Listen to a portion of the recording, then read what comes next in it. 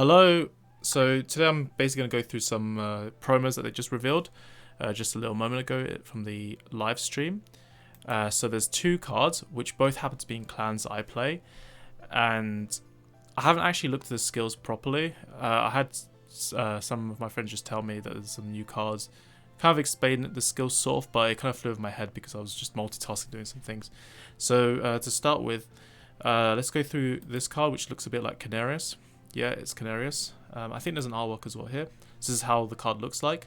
Very similar to the original, which is a bit different to, like, say, Perrymore, because I remember Perrymore, he looks very different to the original form because of the color scheme, like the background, because the original one was like more purpley, while the V-Series one was more green. But this one here retains a lot of the kind of color styling with that bluish background, reddish stuff, gold armor still. Well, gold armor is kind of expected.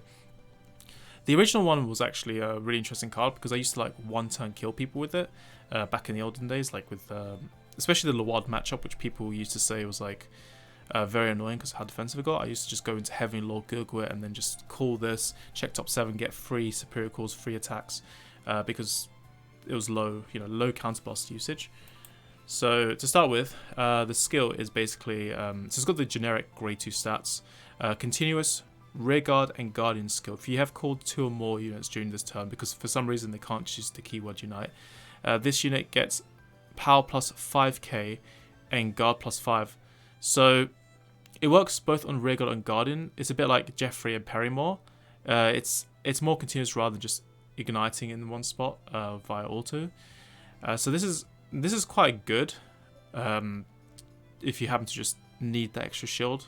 It's quite decent for that. It's quite a handy card to have access to for defensive reasons. It's a bit different to what the original did, because the original was more of a superior calling card that gains a bit of power. Well, the 2k power, no, not 2k, it was 4k power the original one had, so it was like 9 up until 13k, because you have a grade 3 or greater Vanguard. It wasn't even GB to gain power back in the G era, actually. Then the second skill, when it enters the Guardian or Rearguard circle, you can discard 1, so very similar cost to the original. But the original one was actually GB1. And you look at 3 from top of your deck. So the range is quite small, I think. Actually, no. Heavy Lord Gurgle was 7 cards. I think Canarius was either 3 or 4. I think it might have been 4 cards, but this one's 3. So you look at 3 from top of your deck. You choose and call up to 1 grade 2 and below onto Rearguard Circle. So you can't go for grade 3. Whereas the original one, you can go for any grade. Now, I think the reason they did that was probably because there are some, if you look at V-Series grade 3s, they are quite crazy. So they probably just didn't want to like break Percival or Sagramore or something too hard, or Max/Dragon. So that's a way they tried to tone it down. Obviously, Wonder Ezel is quite a good core target if you want to go into Wonder Ezel, as long as it's in the top 3, of course, because you can't really control what you see in the top 3. It's all just a matter of what you end up finding. But that could also encourage you to play maybe like triggers that have effects, like for example Jerry, the Unite stand trigger from back in the day. That used to be quite a good card, because if you just find only triggers on top of your deck, that's a trigger that you can call and still attack with. But we've also got now the GB1 premium criticals, so they could also be quite decent as well as options. So you've got a few things you can consider running as well. So you look at 3 from your deck, you choose and call up to 1 of those grade 2 or lower, and then you return the rest of the one from your deck, so make sure not to shuffle your deck as well.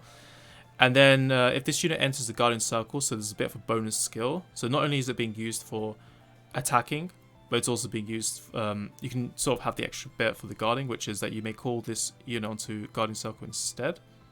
Wait, that doesn't make any sense, hold on. If this unit enters the Guardian Circle, you may call the unit, oh okay. So if you're doing it, via just placing him onto guard, you're discarding 1 to check top 3, and then you place that card on Guardian Circle. So back to what I was saying about how you could find triggers that you could call, sometimes by accident via Superior Call. At least with this card, you could also potentially just like put in anything else. Like if you get like a 15k shield, so if you want to still play the GB1 crits, for example, as well, or the stride crits, then you're still getting that 15k base. It does incentivize 20k shield heals as well, which is quite good. Although grade 3 heals are also decent, because grade 3 heals, they count as a different grade to grade 0s. So obviously if you use cards like Gurgwit to call cards with different grades, or Semi-Flare, you could basically get like the grade 3 heal and a grade 0 trigger and use them together, so you get minimum 30k from that. So even though grade 3 heals have less shield than grade 0 heals, they do benefit from the grade difference as well to get through some of the conditions. So this is quite a handy card. I definitely would say this is good, like really good for golds. Very strong. If you superior call it mid-battle, you're extending your attacks as well. There's no counterblast cost to it, which is, again, why Canaris back in G era was an underrated and a very good card. Loads of people didn't like Canaris and thought it was terrible, but I disagree with that. I think the fact it had no counterblast cost was the reason why Canaris was really good. And I think people know that now. Like, if you've been playing any, especially V-Series Gold Paladin decks, because that's the more popular one that's been getting quite a lot of play, Gurgwet decks, you may notice that counterblast usage is quite high. Percival, which has now been banned, but also Max/Dragon takes counterblast as well. So the less you can use counterblast, the better, and paying alternate cost through discard 1 is one of the ways to get that. So definitely a very strong card. I think it will definitely put Gurgwet up there. Next, we've got Jormungand. So he looks a bit different. The original one was a bit more blackish, I think. There were, I think, a little bit of red, but here it looks a bit more orange rather than red. But generally, yeah, more for lights of aquatic blue rather than just very dark. And this was from Genesis, so another clan that I play as well. The original skill was basically a GB1 skill, 9k grade 2 as well, which would literally gain 1k power every time you Soul Blast a card. I used to use it back with Angelic Wiseman before Taro got made, because Taro was used with Wiseman back in those days, but Wiseman was actually played even in Japan before G-Set 8 because of the fact that you can basically use Wiseman Soul Blast 3 and then Jormungand will gain like 3k extra power. So you use Vanguard to gain 6k and then use your Wiseman to extend and get basically up to 9k. So you could end up with like a 18k base Jormungand without boost and triggers applied to it, which was kind of how you tried to apply pressure in a Fenrir deck. Obviously, you couldn't really compete for first stride in Fenrir back in those days. It was quite hard. It didn't really have a good grade 2 game, so if you go against a deck with a good grade 2 game, you have to basically just crawl your way into your second stride, more or less. So the card had like really good has some of the generic kind of force stats, so 10k base rather than 9k this time. I'm wondering how different it's going to be because we know Hattie was basically the same skill as Jormungand back in G-Era. So I'm wondering if they'll follow a similar route to Hati here or not. Hati ends up being a little bit similar to the original because he gains 5k. So it's more like a fixed power buff if you Soul Blast rather than gaining power for every Soul Blast. It's more like if you just Soul Blast at all, you'll get a fixed amount. So you end up with a 30k boost, whereas Hattie was more like dynamic and could vary. That was sort of the main difference. But also, Hattie can Soul Charge 2 when placed in V-Series. So let's just see how similar Jormungand ends up being in the V-Series. So, continuous. So also continuous, just like Canaris. When this unit gets Soul Blasted by the ability of your Vanguard, you may Soul Blast this card as grade 0 to 3. Okay. So they did this on purpose. They made it 0 to 3 because they don't want you to use it in Valkyrian. Because you can use it with Origin, Deity, Uranus, and then if you can Soul Blast as a grade 5, that's kind of crazy. But I think you kind of have to cap it anyway because in terms of future proofing, like besides Valkyrian, there's always a chance that one of these days like grades will matter so much. So it's a good idea to cap it. So obviously the idea is to use with Fenrir, so you can add literally anything you want to your hand. So you ride this. This is your ideal ride target. Obviously Gleipnir is also a good ride, but also better as a rear guard. So this is, I think, maybe that skill could make it a more ideal ride sometimes. And I think that's kind of handy because looking back, I remember when I used to play Fenrir. I haven't touched it in a little while now, but what I'd do with it is that I remember Gelger, how I didn't really want to Soul Blast Gelger sometimes because he has a skill where you can put him to both your deck and use Soul Charge 2, and that can be a bit awkward as well because obviously you're forced to use the skill of Gelger if you want to replace it, but if you Soul Blast Gelger, then you've kind of wasted Gelger, so you don't really want to Soul Blast your grade 1 ride in the premium format. So one of the cards I used to play was actually Astraea of Four Heavens, but also you can play other cards like Hattie and so on. And obviously the idea of Soul Charging early, or like having a ride that isn't Gelger, sometimes has those advantages where you at least don't feel bad. But then again, obviously, Gelger, you do want to ride Gelger because it's a good ride target. So Astraea, it kind of works okay for me because at least I'm putting Gelger back in the deck, which I can Soul Charge later. So it wasn't that bad. But with Jormungand, you don't really have to worry about that anymore now, because by riding that grade 2, you don't even care what your grade 1 ride is anymore, and you don't have to think about any of the awkward stuff, because you're going to have that Jormungand get Soul Blast no matter what.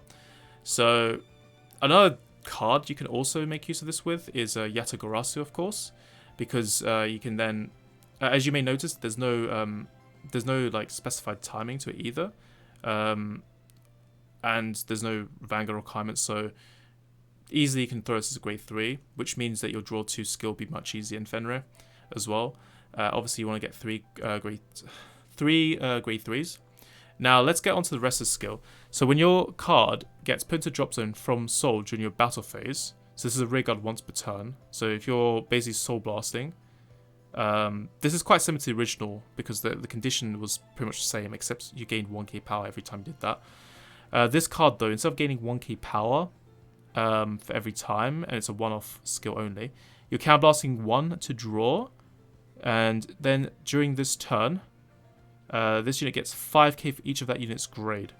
So it's basically a bit like Hattie. It's a similar condition.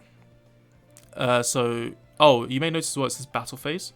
So Yatagarasu, I guess this is sort of synergistic with that as well, but not so much with cards like Fortuna, for example. But the fact is you can get like 5k fixed, but then unlike V Hattie, this is actually 5k for every grade. So you can potentially gain quite a bit of power, which is very useful, but you're also drawing a card, which is nice. It's Counterblast 1. That's kind of the painful part. I think obviously Counter Charge would make a lot of difference, I think, in this deck, but now you kind of just have to be very careful how you manage resource, because there are people using Veratrum at the moment, and obviously if you're playing Gleipnir as well, that's also another thing you have to kind of worry about as well, because Gleipnir is quite good since he can Soul Blast 1 during battle and also gain 10k power, which, you know, the other skill of CB1 add a card, you can sort of substitute that for Ulixis, but you always have to bear in mind that you can only add normal units to your hand with the Ulixis. Oh, sorry, not Ulixis, Vine. So Vine's a very similar card to Gleipnir, but just more restrained in terms of what targets you can use, but has no counterblast cost, instead you discard. So he's decent. I would say he's an okay ride, but you're not gaining advantage. But obviously once you get to grade 3, then you're in a good spot as well.